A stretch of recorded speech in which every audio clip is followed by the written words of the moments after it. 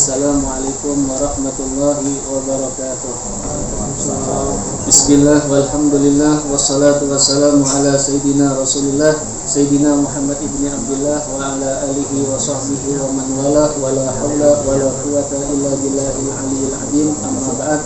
Bapak-bapak jamaah pengajian yang dimuliakan dan dirahmati oleh Allah Subhanahu wa taala, menyambung pelajaran kita pada beberapa minggu yang lalu, qala al-muallif rahimahullahu taala wa nafa'ana bihi wa bi ulumihi fid dharain amin. Bismillahirrahmanirrahim. Babu khisalil fitrah. Ini adalah bab yang menjelaskan, yang menerangkan tentang perkara-perkara kebersihan ataupun kerapihan di dalam ajaran Islam. Islam mengajarkan kita tentang kebersihan. Islam mengajarkan kita tentang kerapian, dan Islam mengajarkan kita tentang keindahan.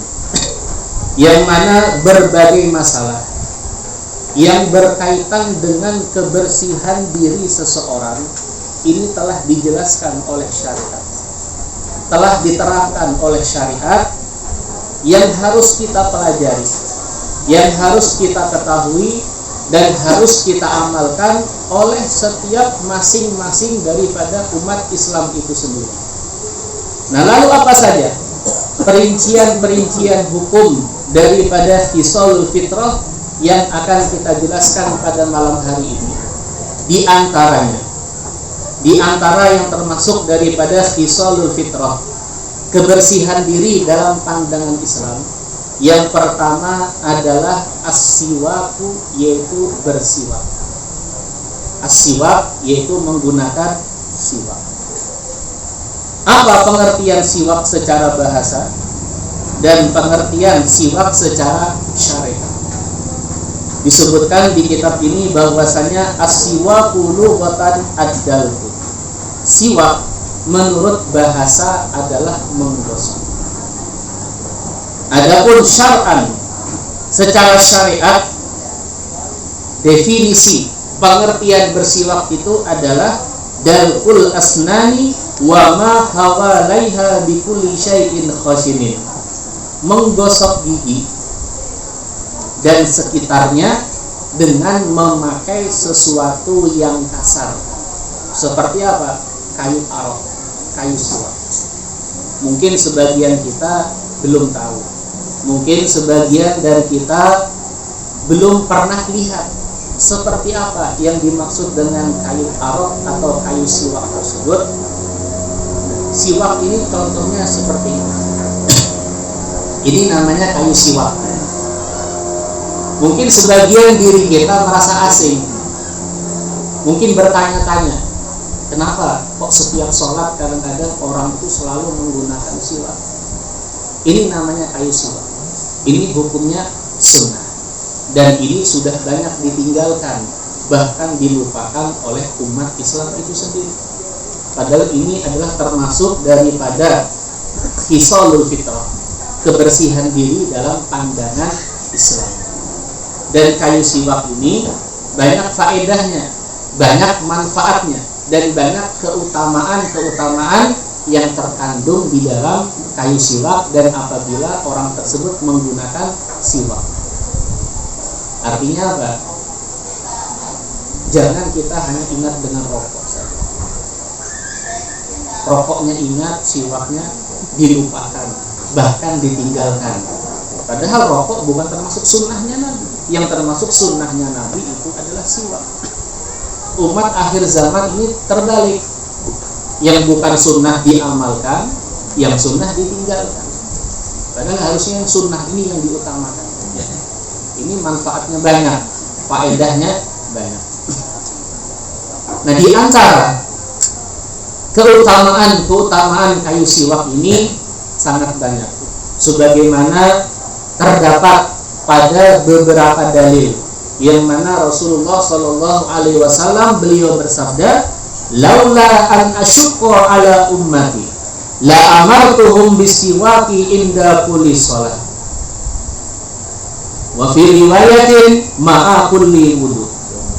Rasulullah SAW beliau bersabda, seandainya aku tidak khawatir akan memberatkan atas umatku, niscaya aku akan memerintahkan mereka untuk memakai siwak setiap akan menunaikan sholat. Saking apa? Saking pentingnya. Kalau tidak memberatkan, kata Nabi, atas umatku, aku niscaya akan memerintahkan mereka untuk menggunakan kayu siwak setiap akan melakukan sholat. Wa fi riwayatin ma'a kulli wudu, dan di dalam riwayat yang lain setiap kali akan berwudu. Bahkan di dalam hadis-hadis Nabi yang lainnya, Rasulullah Shallallahu Alaihi Wasallam beliau bersabda, as-siwaku madharatun lil fam, mardatun lir rabbi.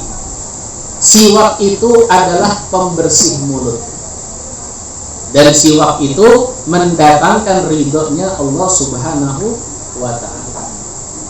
Jadi siwak ini, dengan kita bersiwak, ini dapat membersihkan mulut kita, mengurangi mulut kita, dan kita akan mendapatkan ridho daripada Allah Subhanahu wa ta'ala.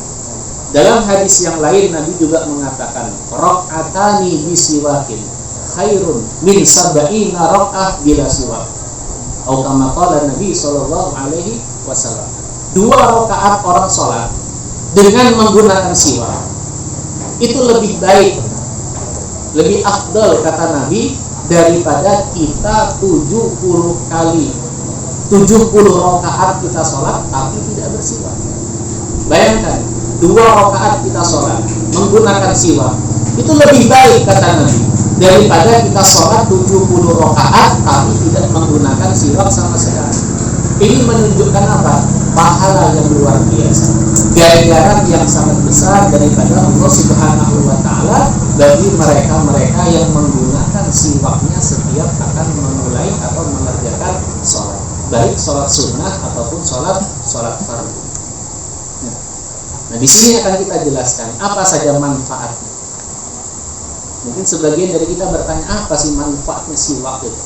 Apa faedahnya? Apa kegunaan daripada kita menggunakan siwak ketika kita akan sholat, ketika akan membaca Al-Quran, ketika akan membaca kitab-kitab, dan lain sebagainya.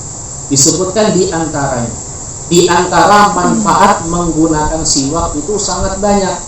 Bahkan oleh para ulama dikatakan manfaatnya lebih daripada 70 faedah. Tapi di sini tidak akan kita sebutkan semua.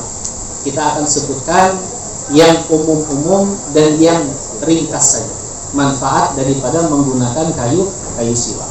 Apa manfaatnya?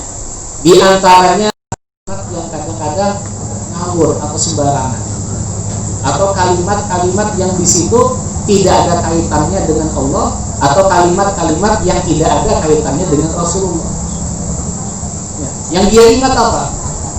Lagu yang dia ingat, lagu yang dia ingat, uang yang dia ingat.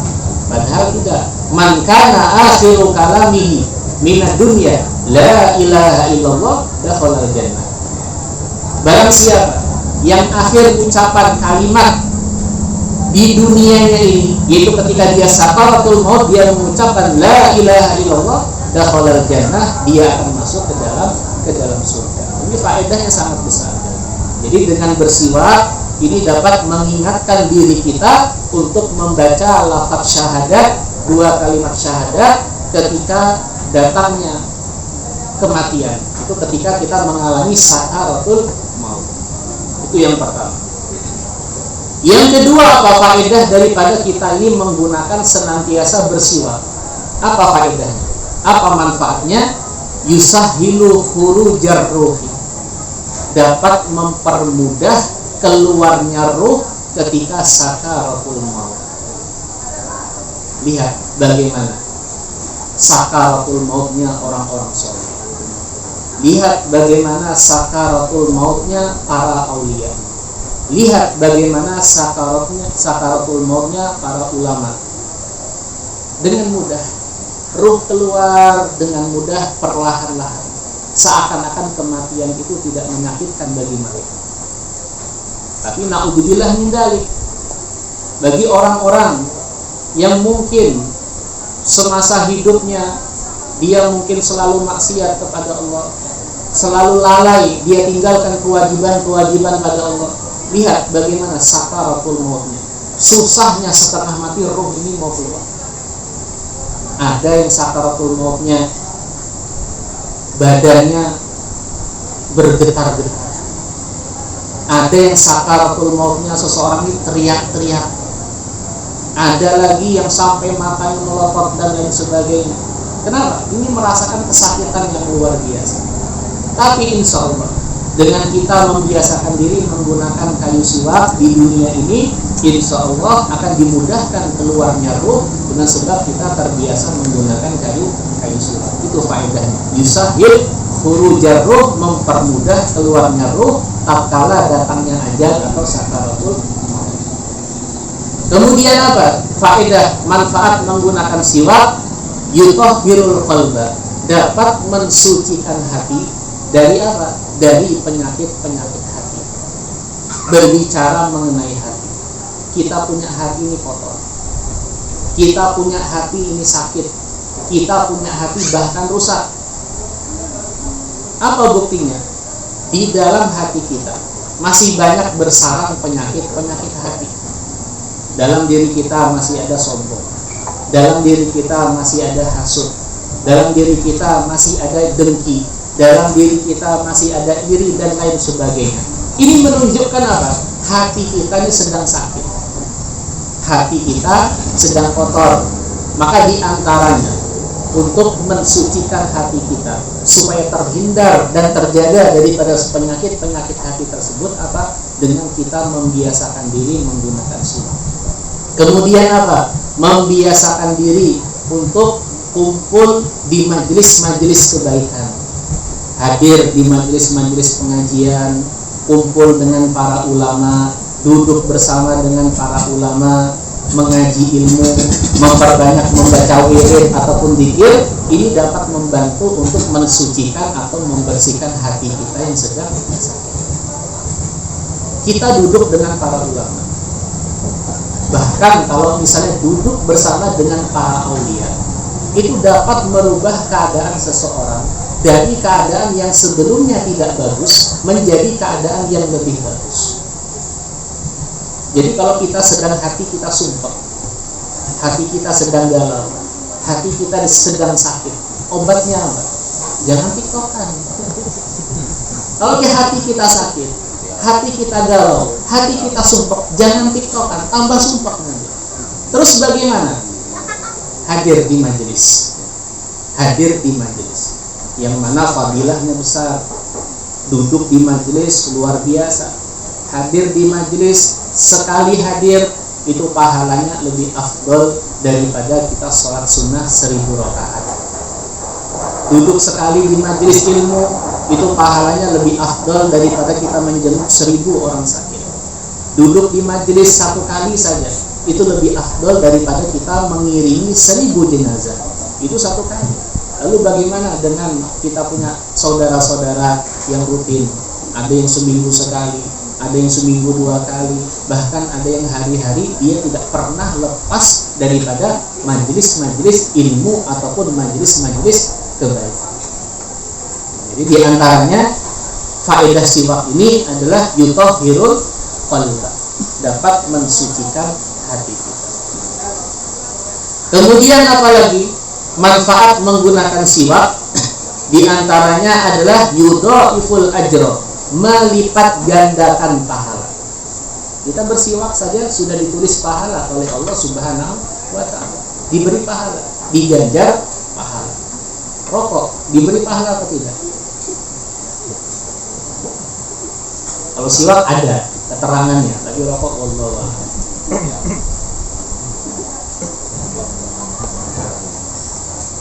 Nah, kemudian juga di antara manfaat faedah menggunakan kayu siwak ini apa? Di antaranya yufsihu wa yufattinu, dapat menambah kefasihan kita dalam berbicara dan dapat menambah kecerdasan ataupun daya ingat.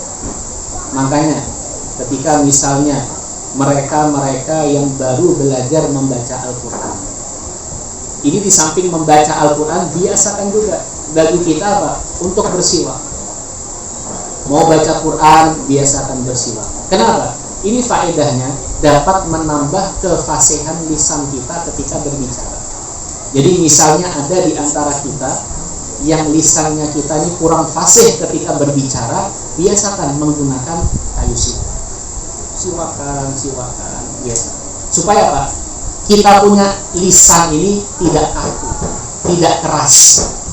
Ilatnya tidak keras. Biasakan bersiwak. Di samping itu apa? Yufatin. Dia dapat menambah kecerdasan dan daya ingat. Orang yang selalu bersiwak ini dapat menambah kecerdasan dan dapat menambah daya ingat seseorang. Kemudian juga apalagi faedah manfaat siwak, yudti'us syaiba, menghambat tumbuhnya uban, dapat memperlambat tumbuhnya uban. Lihat orang-orang yang selalu menggunakan siwak, walaupun dia ujung-ujungnya misalnya memang takdirnya beruban, tapi lambat, tidak secepat orang yang sama sekali kadang-kadang tidak pernah menggunakan siwak. Lalu apalagi yurdir Rabb, mendapatkan keridhaan Allah Subhanahu wa ta'ala. Dan juga di antara faedah manfaat siwak ini di antaranya juga yashuddul lisata, dapat menguatkan gusi. Orang yang selalu bersiwak, dia punya gusi ini sangat kuat. Bahkan juga manfaat siwak ini apa? Yahuddul basar, dapat memperkuat, mempertajam penglihatan. Banyak sekali faedah-faedah, manfaat-manfaat yang terkandung di dalam kayu siwak. Kalau kita perhatikan, siwak ini murah. Di pasar, di toko, dimanapun bisa kita menjumpai 10.000. Harganya cuma 10.000. Bisa dipakai untuk berbulan-bulan. Daripada kita belikan rokok, belum tentu dapat pahala, tidak mendapat pahala, kenyang juga tidak. Manfaatnya juga bahkan lebih banyak mudaratnya dibandingkan manfaatnya. Lebih mending kita gunakan siwak. Nah, kita sebagai umatnya Nabi Muhammad jangan tinggalkan sunnah-sunnahnya Nabi, jangan ditinggalkan. Harusnya kita yang mengaku cinta kepada Nabi Muhammad, kita yang mengaku sebagai umatnya Nabi Muhammad, harusnya kita yang menghidupkan sunnah-sunnahnya Nabi Muhammad. Kalau bukan kita, siapa lagi? Kalau bukan kita para penuntut ilmu yang menghidupkan sunnah-sunnahnya Nabi, siapa lagi? Hati-hati, jangan sampai nanti di akhirat kita tidak dapat memandang wajahnya Nabi. Jangan sampai di akhirat kita dilupakan atau bahkan ditinggalkan oleh Nabi. Sebabnya apa? Kita melupakan sunnahnya Nabi, kita meninggalkan sunnahnya Nabi, kita tidak peduli dengan sunnahnya Nabi. Sunnah-sunnahnya Nabi banyak. Paling tidak kita mengamalkan yang sebisa kita mungkin kita amalkan. Dimulai dari hal-hal yang kecil seperti siwak, amalkan. Nanti pulang dari majelis ini beli siwak. Gak sempat, besok beli siwak. Bawa setiap mau sholat gunakan siwak. Mau baca Al-Quran, siwakan. Mau baca rotib, siwakan. Mau baca kitab-kitab, siwakan. Ini banyak sekali faedah manfaat yang terkandung dalam kayu siwak. Nah, sekarang apa hukumnya bersiwak? Hukumnya bersiwak itu apa? Apakah sunnah? Apakah makruh? Apakah wajib? Ataukah khilaful aula dan lain sebagainya? Nah, di sini disebutkan oleh para ulama, hukum bersiwak itu terbagi menjadi 5 macam. Hukum bersiwak di sini dibagi menjadi 5 macam. Yang pertama, hukum siwak adalah wajib. Kapan? Hukum siwak itu dihukumi wajib. Artinya harus orang tersebut menggunakan kayu siwak apabila dia bernadar.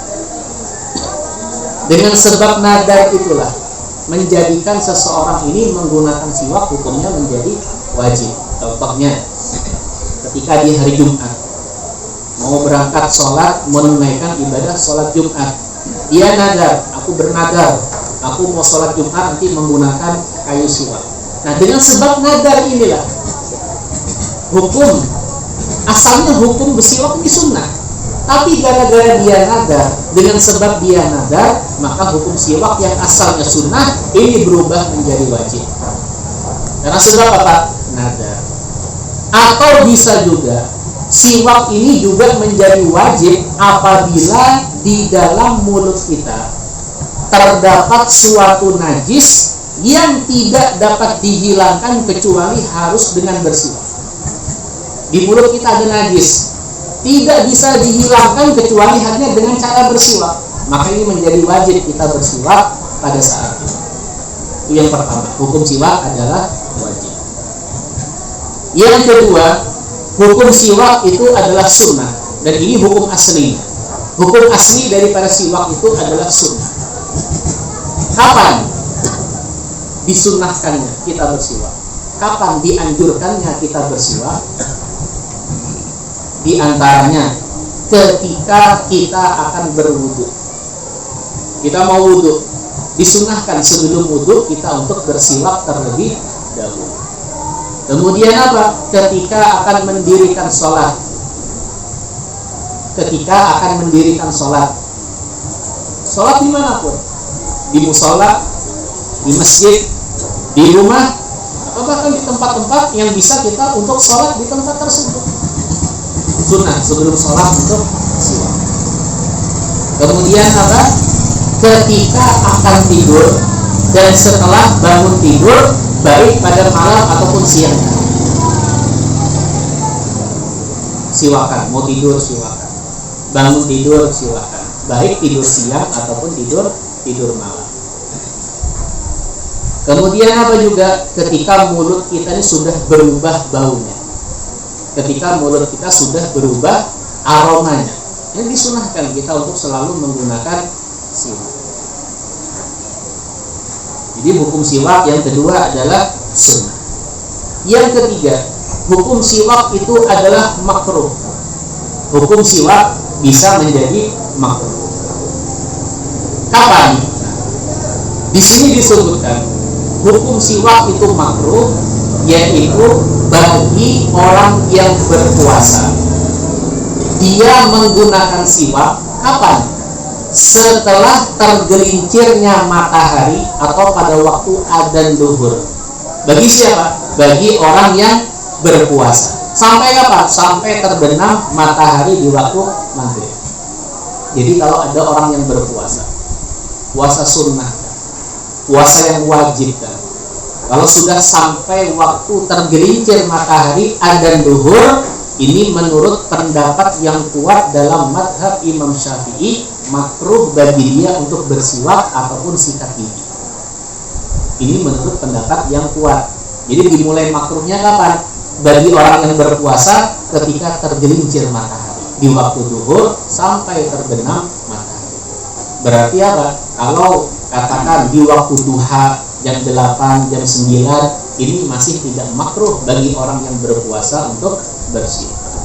Nah, sekali lagi ini menurut pendapat yang kuat dalam madhab Imam Syafi'i. Nah, akan tetapi menurut pendapat Imam Nawawi, beliau mengatakan tidak makruh.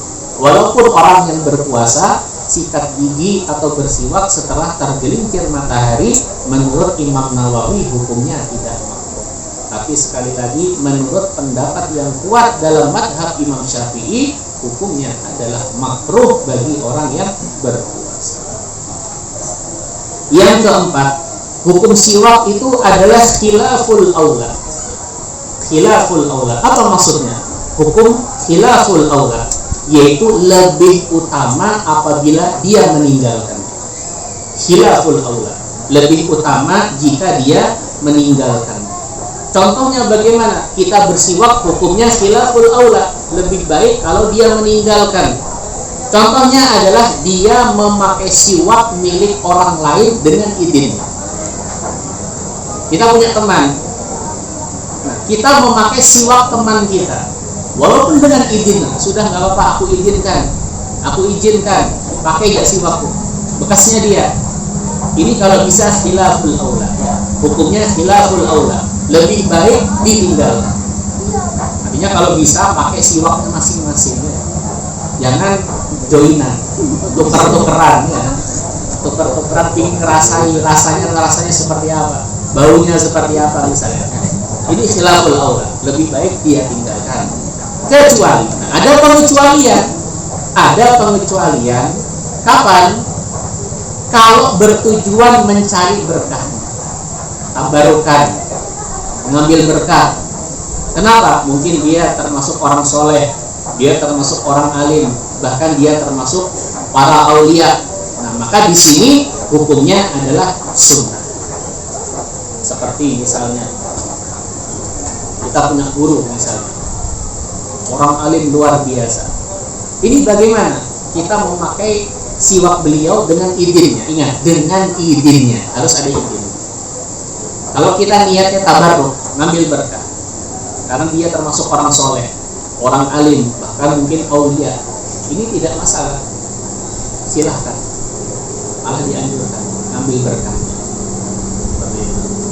Tapi kalau kita yang bukan orang soleh, kita yang bukan orang alim, tukar-tukaran siwak, walaupun dengan idinnya, suka sama suka, lebih baik khilaful aula, lebih baik ditinggalkan. Pernah terjadi pada Sayyidatuna Aisyah. Beliau pernah memakai siwak bekasnya Rasulullah Shallallahu Alaihi Wasallam.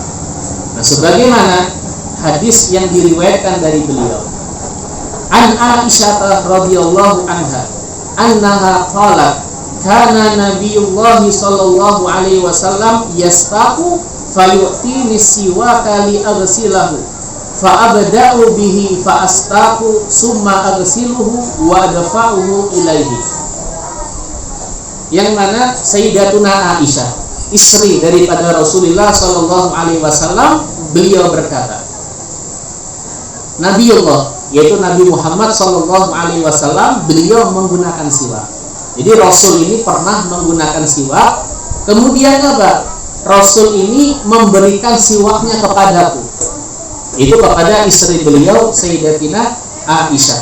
Untuk apa? Supaya aku mencuci siwak beliau ini, dibasuh siwak beliau.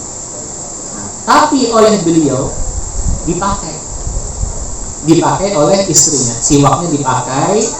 Kemudian apa? Setelah itu aku cuci, lalu aku serahkan kembali kepada Rasulullah Shallallahu Alaihi Wasallam. Tabarukan, hanya untuk sekedar mengambil barokah. Yang kelima, hukum bersiwak adalah haram. Hukum bersiwak bisa menjadi haram. Kapan?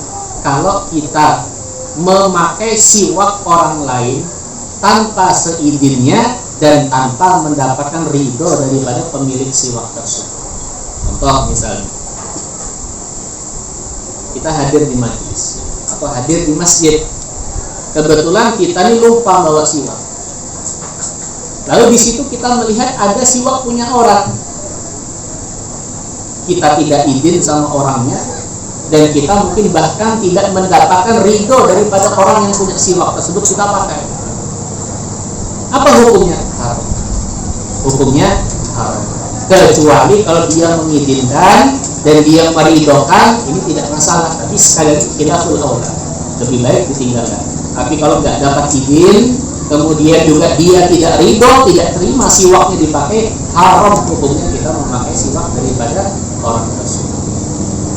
Itu adalah hukum-hukum tentang menggunakan siwak, yaitu terbagi menjadi 5. Yang pertama wajib, yang kedua sunnah, yang ketiga makruh, yang keempat khilaful aula, dan yang terakhir adalah haram. Nah, sekarang bagaimana cara memegang batang siwak yang sesuai sunnah? Cara memegang kayu siwak yang sesuai dengan sunnah. Kita misalnya bersiwak boleh dengan cara apapun.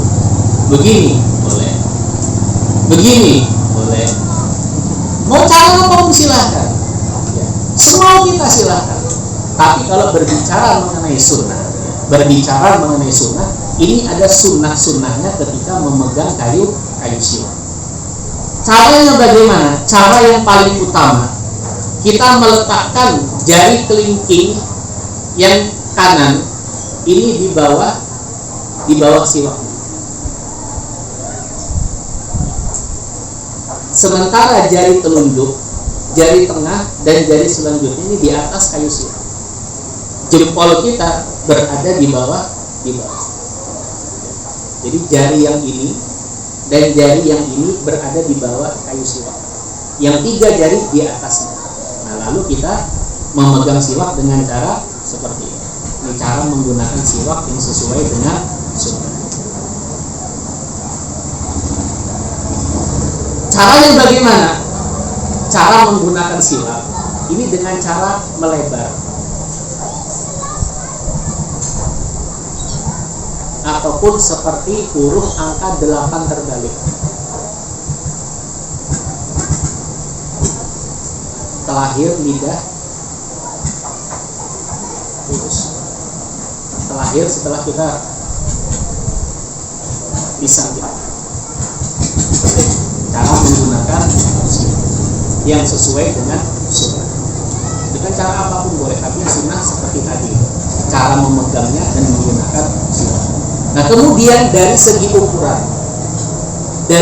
ukuran menggunakan siwak, seberapa sunnahnya, panjangnya, ukurannya, disebutkan di sini yusannu alla yazida ala shibrin wala yanqusa an arba'ati asabi. Sunnah siwak itu tidak lebih daripada shibrin, sejengkal. Jangan panjang melebihi daripada ukuran sejengkal. Kurang tidak masalah. Yang penting jangan melebihi daripada ukuran sejengkal. Oh, siwakku harus beda dengan yang lain. Harus beda, tidak sama dengan yang lain. Akhirnya apa? Tongkat masjid, tongkat mimbar, khotib mimbar, seperti itu. Biar beda sama yang lain. Bawahnya pun dipangkul. Nah, ini menyalahi sunnah. Sunnahnya jangan melebihi daripada sejengkal. Itu panjangnya. Tapi jangan kurang daripada 4 jari. Jangan kurang daripada 4 jari. Jangan lewat daripada sejengkal. Jangan kurang dari 4 jari. Punya siwak, siwaknya seperti tusuk gigi. Siwak seperti tusuk gigi. Ini menyalahi sunnah. Kenapa? Kurang dari 4 jari. Minimal 4 jari. Jangan kurang dari 4 jari. Ya seperti ini sedang. Seperti yang dijual di toko-toko, ini kurang lebih seperti ini panjangnya. Sesuai dengan sunnah, tidak lebih daripada 9, tidak kurang daripada 4 jari.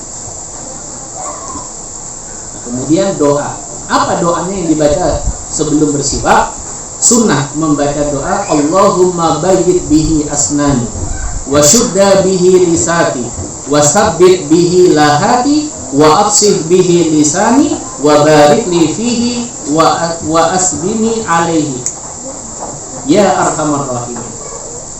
Artinya apa? Ya Allah, putihkanlah gigiku dengan siwak ini, kuatkanlah gusiku, kokohkanlah anak lidahku, fasihkanlah lisanku, dan berkahilah aku padanya, dan berilah aku pahala, wahai Zat yang maha penyayang.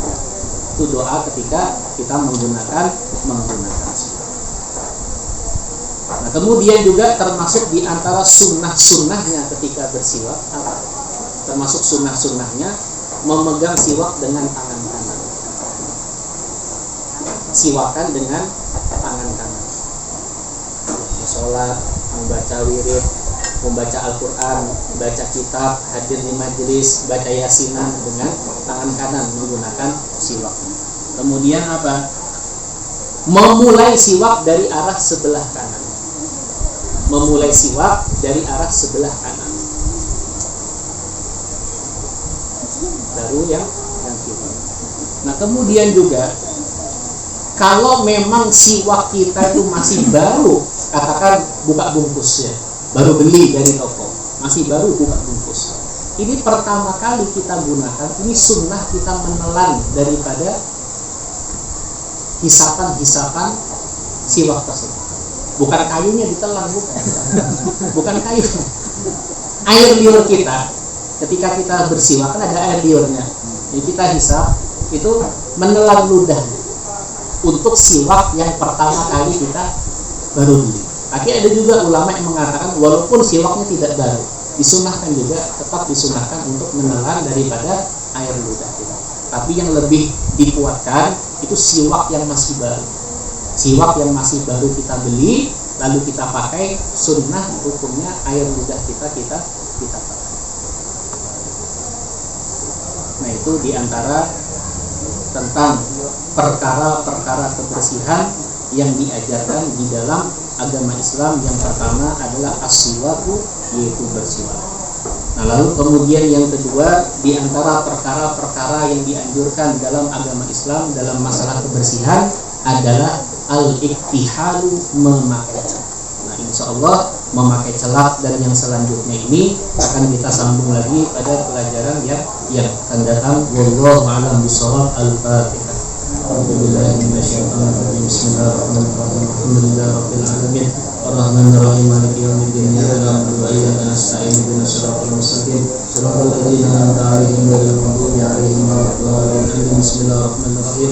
Alhamdulillahirabbil alamin wassalatu wassalamu ala asyrafil anbiya'i wal mursalin sayyidina wa maulana Muhammadin wa ala alihi washabbihi ajma'in. Allahumma arzuqna fahman nabiyyin wa hifdzal mursalin wa ilhamal malaikatil muqarrabin bi rahmatika ya arhamar rahimin. Rabbana taqabbal minna innaka antas samiul alim wa tub 'alaina innaka antat tawwabur rahim. Rabbana atina fid dunya hasanah wa fil akhirati hasanah wa qina adzabannar. Wa sallallahu ala sayyidina Muhammadin wa ala alihi washabbihi wasallam. Alhamdulillahirabbil alamin. Taqabbalallahu minkum. Inna minkum taqabbal ya karim.